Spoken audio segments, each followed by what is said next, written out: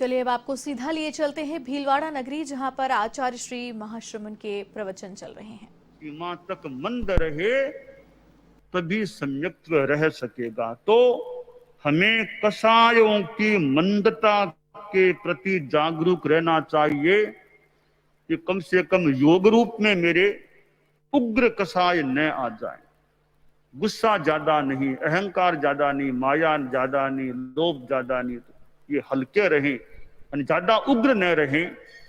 तो सम्यक्त्व की विशुद्धि के लिए कसायों की मंदता के प्रति आदमी को जागरूक रहना चाहिए। दूसरी बात है, तमेव सत्यम निसंकम जम जिनेहिम पवेयम। यह आस्था रहे कि जिनेश्वर भगवान ने जो प्रवेदित किया है वही सत्य है, वह सत्य ही है।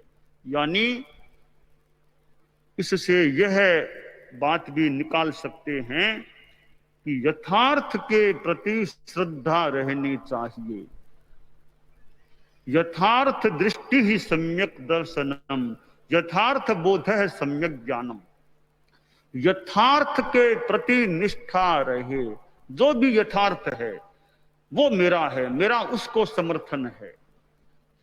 तो यह यथार्थ के प्रति निष्ठा, केवली के वचनों के प्रति निष्ठा की जिनेश्वर भगवान ने, वीतराग भगवान ने जो प्रवेदित किया है, जो कहा है, जो जाना है यथार्थ रूप में, वही सत्य है, वह सत्य ही है। केवली कभी झूठ नहीं बोल सकता, क्योंकि झूठ वही बोल सकता है जो राग द्वेष युक्त होता है। केवली के राग द्वेष होता नहीं, न योग रूप में न कसाय रूप में, कुछ नहीं होता। इसलिए केवली कभी झूठ बोल ही नहीं सकता। और केवल ज्ञानी जो कहता है वह सब सत्य कहता है। तो यह जिनेश्वर भगवान ने जो प्रवेदित किया है वह सत्य ही है, वही सत्य है। यह आस्था जितनी मजबूत हो, यानी सच्चाई के प्रति श्रद्धा जितनी मजबूत होगी, सम्यक्त्व की विशुद्धि भी प्रखरता को प्राप्त हो सकेगी। तीसरी बात है, तत्व बोध हो। आदमी तत्व को समझने का प्रयास करे। जीव अजीव, पुण्य पाप, आश्रव संवर, निर्जरा बंध मोक्ष, तत्वों का ज्ञान हो। यह तत्व बोध भी हमारे सम्यक्त्व के लिए अबाधक बन सकेगा और हमारे सम्यक्त्व को पुष्ट बनाने में सहायक बन सकेगा। तो तत्व बोध हो, नव तत्वों का ज्ञान हो। दीक्षा देना है, दीक्षा लेने वाले को नव तत्व की ओळखना होनी चाहिए। कोई जानता ही नहीं तत्व जीव का अजीव का, दीक्षा ले ली तो बढ़िया बात नहीं होती। तो नव तत्वों का ज्ञान है, तत्व बोध है, यथार्थ तत्व बोध है।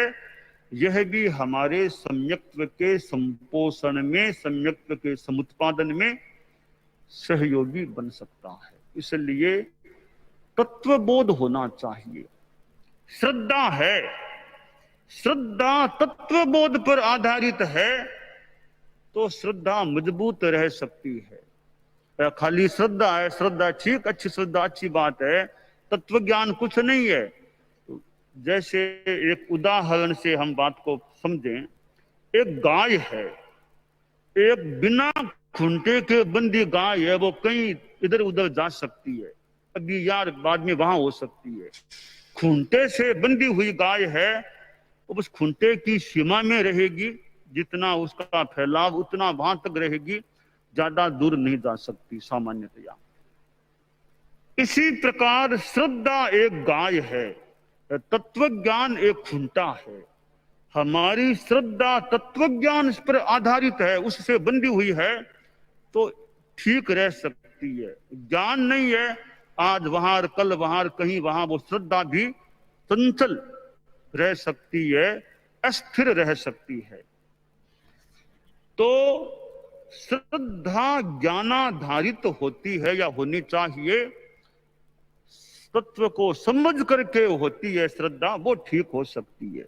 मैं भूल न करूं तो वो डालमुनि की घटना में कभी कभी कर देता हूं। वीरचंद भाई डालमुनि कच्छ पधारे, डालगणी हमारे 7वें आचार्य, तो कच्छ में 3 बार उनकी यात्राएं मुनि अवस्था में हुई थी। एक बार पधारे तो भुज, जो कच्छ की राजधानी जो भी, वहां पधारे तो वहां एक थानकवासी परंपरा का श्रावक था, वीरचंद भाई। तो डालमुनि से कोई संपर्क हुआ होगा, संपर्क हुआ तो डालमुनि ने सिद्धांत बताए, तो कहा मैं अपने संतों से जाके बात करूं। तो संतों, अपने संतों के पास कि संत तो ऐसा कहते हैं, आप ऐसा कहते हो, तो फिर वहां जाऊं, फिर यहाँ।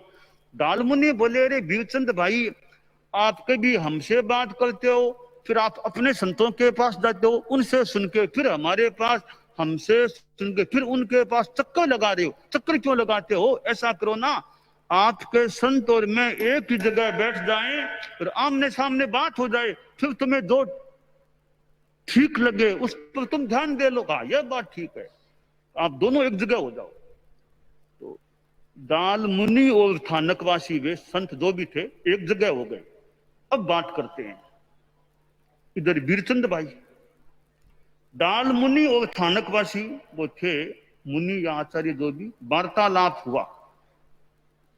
डालमुनि अपने 13 पंथ दर्शन के सिद्धांत बताने, उधर वो थानकवासी परंपरा के थे। तो बोलते बोलते बोलते बोलते डालमुनि ने अपनी बातें रखी, फिर वो थानकवासी जो थे वो बोलने बंद, आगे बोले नहीं। तो वीरचंद भाई बोला, अपने मुनि जी जो भी थे, कि महाराज आप कुछ तो बोलो ना, डालमुनि ने जो कहा है, अपने 13 पंथ के जो सिद्धांत बताए हैं, या तो उनका खंडन करो, आप काटो खंडन करो, या उनको स्वीकार करो। एक तो काम करो ना, आप मौन क्यों हो गए हो? पर अब वो जो थानकवासी थे वो बोलते, खंडन भी नहीं करते, मंडन भी नहीं करते। उन्होंने एक ऐसी बात कही, उसका भाव यह था कि यानी खंडन करके मैं पाप सिर पर नहीं लेना चाहता, खंडन तो नहीं कर सकता इनका। तब वीरचंद भाई बोले खंडन नहीं कर सकते तो डालमुनि की बात सही लग रही है, फिर मैं डालमुनि को स्वीकार करता हूं। तो कहते हैं कि वीरचंद भाई ने यानी तत्व को समझ करके 13 पंथ की गुरु धारणा स्वीकार कर ली। वो नानी पक्के होते थे पहले, ऐसा इतिहास में प्रसंग आता है। मैं इस घटना के संदर्भ में 2 निष्कर्ष निकालता हूं। पहला निष्कर्ष तो यह है कि वीरचंद भाई ने कितना तत्वबोध करके गुरु धारणा, ऐसा नहीं फट ले ली।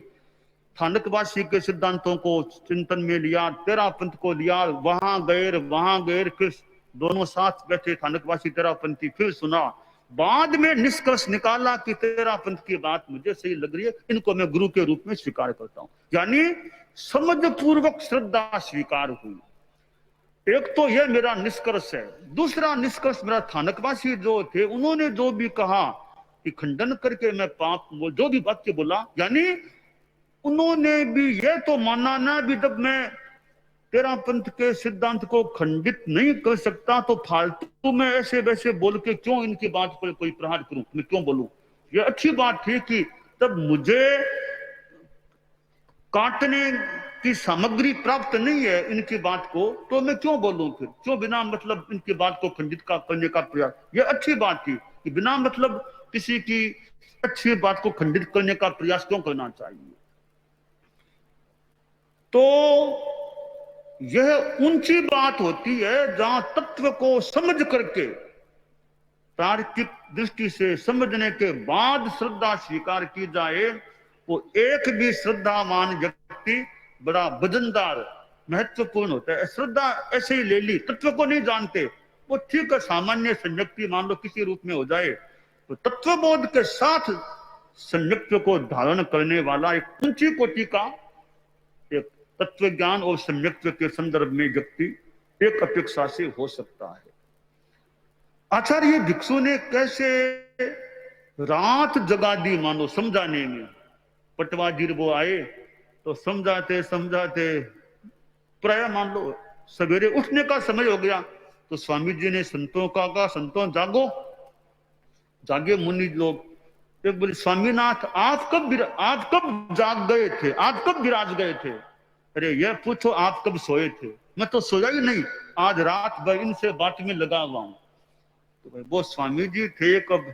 कोई तत्व चर्चा में यो रात जगा दे, इतना शरीर का भी कोई बल हो कि मैंने गुरुदेव तुलसी को देखा था धम्म जागरणा, वो लाडनों में मैंने याद है वो हुई, तो कितने घंटे विराजे रहे धम्म। सवेरे फिर जागने का समय हो गया, तब तक विराजे थे।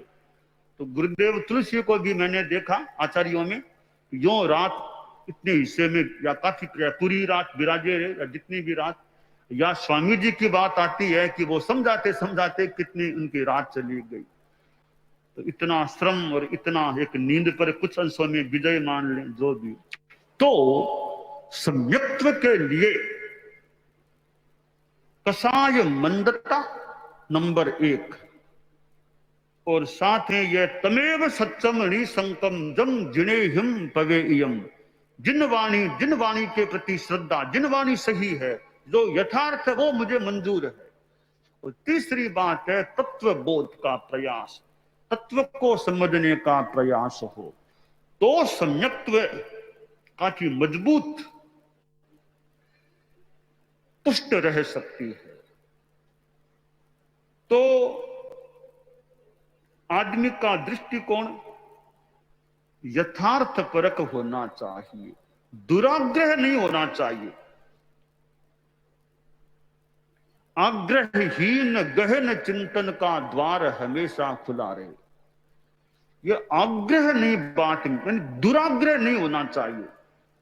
आग्रहहीन गहन चिंतन का द्वार हमेशा खुला रहे, कण कण में आदर्श तुम्हारा पयनी श्री जो घुला रहे। जागे स्वयं जगाए जग को, जागे स्वयं जगाए जग को, हो यह सफल हमारा नारा। प्रभो तुम्हारे पावन पथ पर जीवन अर्पण है। तो आग्रह विहीनता, दुराग्रह विहीनता, इधर कसाय मंदता, यथार्थ के प्रति आस्था और तत्वबोध, ये चीजें होती हैं तो सम्यक्त्व रत्न को पुष्ट रखा जा सकता है। दानान षट्ठम अभयपयाणम सच्चेषु याम अनवज्जं वयन्ति, तवेषु या उत्तम बंधचेरम लोगुत्तमे समणीणाय पुत्रे।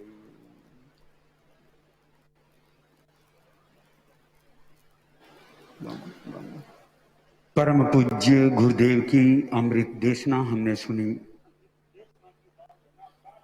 तेरस आ रही है, आषाढ़ शुक्ला है, 22, 23, 24 को तेरस 14 पूनम है, तो तेले भी हो सकते हैं। श्रावक श्राविकाएं जो उत्साह हो करने वाले हों तो वे तेले का प्रयास, साधु साधियां तो ठीक है, जो बाकी गृहस्थों में चतुर्मास का या लगने का समय है। पूनम तो स्थापना दिवस, चतुर्दशी को चतुर्मास लगने वाला है, तो 12, 13, 14 पूनम 22, 23, 24 जुलाई के दिन हैं। तो भीलवाड़ा के लोग और भी, भीलवाड़ा क्या पूरा ही देश विदेश जो भी सुनने वाले हैं, तो तेला जिनसे हो सके तेले का प्रयास होना चाहिए। हमारे संतों में थोड़ा पुरुषों को प्रेरणा देने के लिए मुनि प्रसन्न कुमार जी हैं, सहयोगी ले तो मुनि प्रतीक को सहयोग ले सकते हो। भाइयों को भी तेला और भी तपस्या, जो चौमासे में तपस्या की बात हो तो मुनि प्रसन्न कुमार जी और मुनि प्रतीक तपस्या की प्रेरणा और जानकारी हैं? अच्छा ठीक है। मुनि प्रसन्न जी और मुनि प्रतीक तब भीलवाड़ा में खासकर पुरुषों में तपस्या की प्रेरणा, तेला बारी, उपवास की बारियां है, और कोई तपस्याएं हैं प्रयास करो।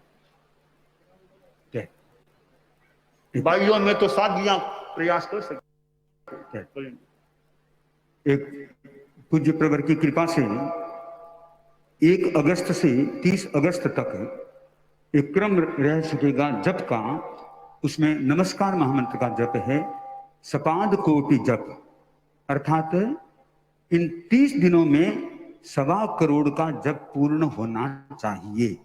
तो भाई बहन उसके साथ में जुड़ सकते हैं। प्रतिदिन की 11 माला हैं और भी अनेक नियम हैं। तो तेरापंथ युवक परिषद, तेरापंथ महिला मंडल, वे आचार्य श्री महाश्रमण चतुर्मास प्रवास व्यवस्था समिति भीलवाड़ा के अंतर्गत वे दोनों संस्थाएं, वे भाई युवक है, वे भाइयों से और महिला मंडल बहनों से संपर्क करके अधिक से अधिक नाम इकट्ठा करने की कोशिश करें। लगभग 400-500 नाम हो जाएं तो एकदम बहुत अच्छी बात हो सकती है। तो इसके साथ में प्रयासरत होकर के ये काम हो सकेगा, क्योंकि चतुर्मास को सफल बनाने में तप का भी अपना एक महत्व होता है, जप का भी अपना महत्व होता है। पूज्य प्रवर के द्वारा और भी अमृत देशना हमें मिल सकेगी कि कैसे हम चतुर्मास को और अधिक दीप्यमान बना सकते हैं। तो अब पूज्य प्रवर की सन्निधि में वैसे कई वर्षों बाद में इतने साधु साध्वियों का चतुर्मास में रहने का अवसर गुरुकुलवास में प्राप्त हो रहा है। तो संतों में पूज्य प्रवर के जो दर्शन कर चुके हैं, वे अपनी प्रसन्नता को पूज्य प्रवर के श्री चरणों में प्रस्तुति देने के लिए यहाँ पर उपस्थित हैं। तो मैं सबसे पहले निवेदन करता हूँ मुनि श्री कुलदीप कुमार जी स्वामी से। वे सरदार शहर के भी हैं और वैसे दाठीक है और मुंहफट भी है। कई बार तो अपने रूप मुनि के साथ में भी कई बार तो होता है। चतुर्मास भी भीम में साथ में किया था वहां। और जब कुलदीप कुमार स्वामी गुरुदेव के श्री चरणों में पहुंचे थे तो गुरुदेव को भी गौर से देखना पड़ा, ये कौन। तो मुनि श्री कुलदीप कुमार जी स्वामी।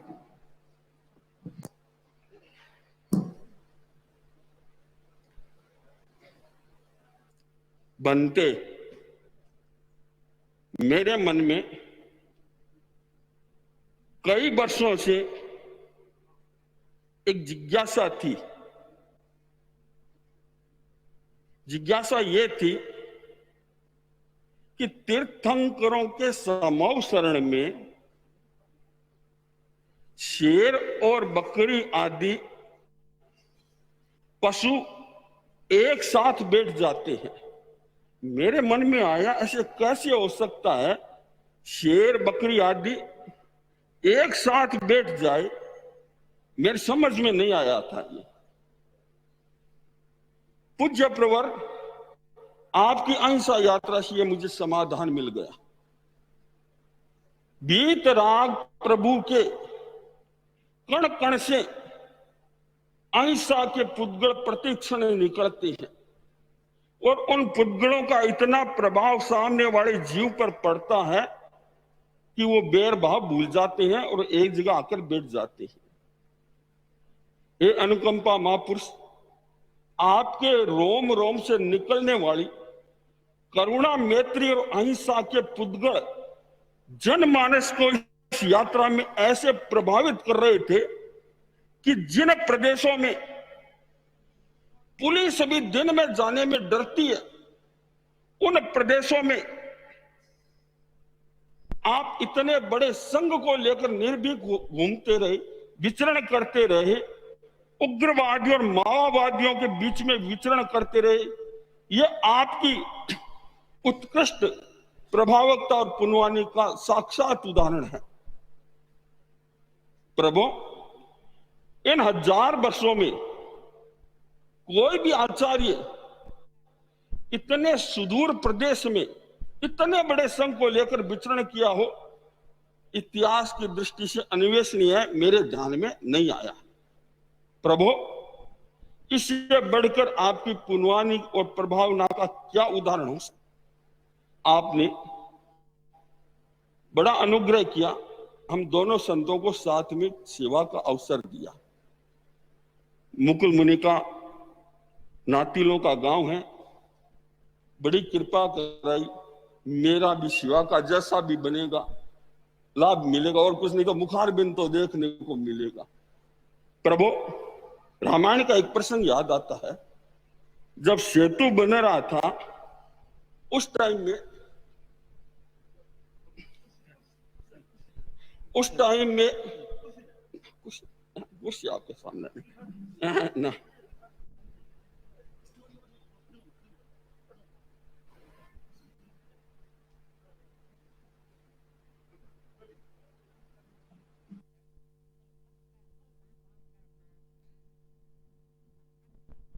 टाइम सेतु बन रहा था,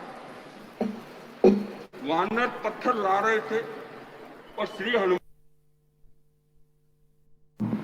राम उनके ऊपर श्री राम लेकर